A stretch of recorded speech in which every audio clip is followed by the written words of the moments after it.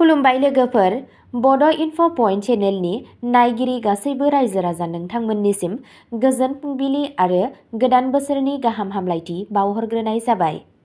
आं दिनै नोंथांमोननि सिगाङाव 2 जानुवारि 2026 मायथाइ एबा 17 पुस दान 1432 मायथाइनि सानसेनि फानजामुथिखौ फरायथिनो लादों। आसा खालामो नोंथांमोना भिडिअखौ नायना मोजां मोनगोन।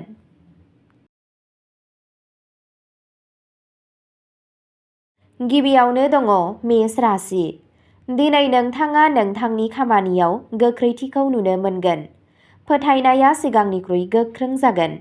खामानि थिलियाव नोंथांनि मावनायखौ बाख्नायनाय जागोन। गोदान खाबुफोरनि नेरसोन दं। रांखान्थियारि बिथिंफोरा जौगागोन। नोंथाङा गोलाव समनि मावथांखिफोरखौ सानगोन।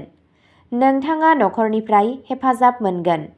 फिसा नाजानाया गिदिर फिथाय होगोन। सावस्रिया सरासनस्रा जागोन। साना मोजां गोहोजों बुंफबनाय जागोन। नोंथांनि दिनैनि खाफालगोनां दिगा जादों सानजा, खाफालगोनां अनजिमाया जादों 9 आरो खाफालगोनां गाबा जादों गोजा गाब। बृषभ राशि। दिनै धैर्य आरो गियानजों खामानि माव। रांखान्थियारि बिथिङाव समानथि लाखि। न'आव गोजोन आबहावा थागोन। खामानि थिलियाव दिदोमथि लाखिनाय जागोन। गोजाम आद्रा थानाय खामानिफोरा आबुं जानो हागौ। नोंथाङा लोगोफोरनिफ्राय मदद मोनगोन।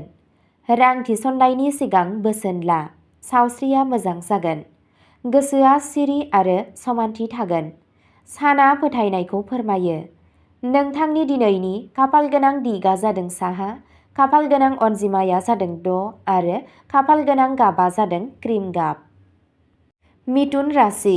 दिनै सानस्रियाव रोखा जागोन। सावरायनाया मुलाम्फानि खाबु लाबोगोन।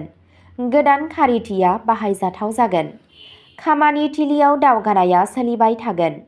दावबायनाय एबा मेल मिटिंफोरनि खाबुफोर दं। लोगोफोरनिफ्राय मोजां खौरां फैगोन।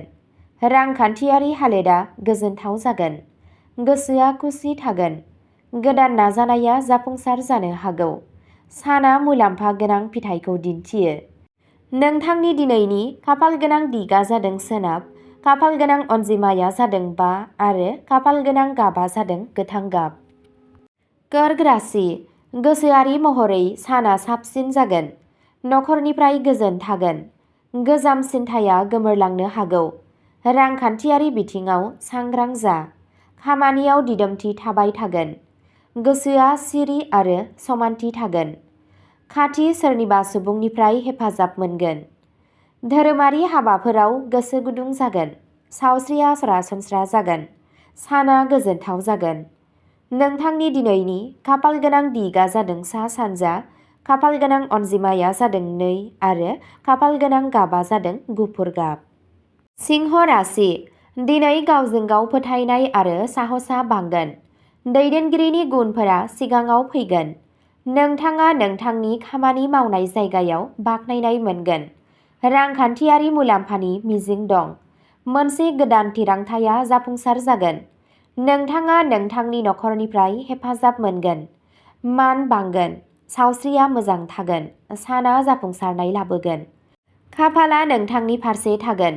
नोंथांनि दिनैनि खाफालगोनां दिगा जादों खोला, खाफालगोनां अनजिमाया जादों 1 आरो खाफालगोनां गाबा जादों सनानि गाब। कन्या राशि। दिनै खस्थ'नि गेजेरजों मोजां फिथाय मोनगोन। खामानियाव गोसो होनाया थाबाय थागोन। रांखान्थियारि हालोदा जौगागोन। डकुमेन्टेसन खालामनाय खामानिया आबुं जागोन। गावनि सावस्रिनि सायाव नोजोर हो। नखरनिफ्राय हेफाजाब मोनगोन। फिसा-फिसौ मुलाम्फाया गोबां गोजोननाय होगोन। मोनसे बिथांखि बादियै खामानि माव। गोसोआ मोजां थागोन। साना दावगानायखौ दिन्थियो। नोंथांनि दिनैनि खाफालगोनां दिगा जादों सोनाब, खाफालगोनां अनजिमाया जादों 7 आरो खाफालगोनां गाबा जादों अख्रां गोथां। तुला राशि। सोमोन्दोआव समानथि थागोन। बाहागोदारि नाजानाया जाफुंसारगोन। रांखान्थियारि बिथिङाव बुजिगोनां जा। लोगोफोरनिफ्राय मुलाम्फा मोनगोन। गोसोआ खुसि आरो सोरां जागोन। खामानि थिलियाव हेफाजाब मोनगोन। नोंथाङा मोनसे गोदान बिथांखिनि बाथ्रा सानगोन। सावस्रिया सरासनस्रा जागोन। साना गोरोबलायनायनि थाखाय मोजां जायो। खाफालआ हेफाजाब होगोन। नोंथांनि दिनैनि खाफाल गोनां दिगा जादों साहा, खाफाल गोनां अनजिमाया जादों 8 आरो खाफाल गोनां गाबा जादों निला गाब। वृश्चिक राशि। दिनै धैर्यजों खामानि मावनाया मुलाम्फा गोनां जागोन। आन्दोनि बाथ्राफोराव जाफुंसार जागोन। रांखान्थियारि हालोदा नर्मेल थागोन। खामानि थिलियाव नोजोर लाखि। नोंथाङा नखरनिफ्राय हेफाजाब मोनगोन। मोनसे गोजाम दान्थे बिदान्थेया सुस्रांजानो हागौ। गावनि सायाव फोथायनाय लाखिनाय जागोन। मोजाङै साननानै थिरांथा ला। सावस्रिया मोजां जागोन। साना समानथि लाखिनायनि बाथ्रा। नोंथांनि दिनैनि खाफाल गोनां दिगा जादों खोला सोनाब, खाफाल गोनां अनजिमाया जादों 4 आरो खाफाल गोनां गाबा जादों मै गाब। धनु राशि। दिनै थुलुंगाखां आरो गोहोआ गोजौ जानानै थागोन। गोदान थांखिफोर थि खालामनाय जागोन। खामानियाव जाफुंसार जागोन। लोगोफोरनिफ्राय हेफाजाब मोनगोन। दावबायनायनि खाबुफोर दं। रांखान्थियारि हालोदा जौगागोन। फोथायथि बांगोन। गोदान जागायजेन्नायनि नेरसोन दं। सावस्रिया मोजां जागोन। साना थुलुंगाखांनाय जागोन। नोंथांनि दिनैनि खाफाल गोनां दिगा जादों सानजा, खाफाल गोनां अनजिमाया जादों 3 आरो खाफाल गोनां गाबा जादों गोमो गाब। मकर राशि। बिबानफोरा मोजाङै सामलाय जागोन। बैसोगोराफोरनिफ्राय मदद मोनगोन। खामानि थिलियाव दिदोमथि थागोन। रांखान्थियारि हालोदा गोख्रों जागोन। इयुननि थाखाय बिथांखिफोरा महर लागोन। नखराव गोजोन थागोन। नाजानाया फिथाइ मोनगोन। सावस्रिया सरासनस्रा जागोन। मोनसे गोदान खाबु सोमजिनो हागौ। साना मान होगोन। नोंथांनि दिनैनि खाफाल गोनां दिगा जादों खोला, खाफाल गोनां अनजिमाया जादों 10 आरो खाफाल गोनां गाबा जादों हाथफ्ला गाब। कुम्भ राशि। दिनै नोंथांनि गोसोआव गोदान गोदान सानस्रिफोर फैगोन। सोरजिथाया बांगोन। मुलाम्फा जागोन लोगोफोरनिफ्राय। रांखान्थियारि थासारिया समानथि थागोन। खामानियाव रोखा रोखा थागोन। गोदान आनजादफोरा जाफुंसार जानो हागौ। नखरनि हेफाजाब थागोन। फोथायथि बांगोन। सावस्रिया मोजां जागोन। साना दावगानायखौ दिन्थियो।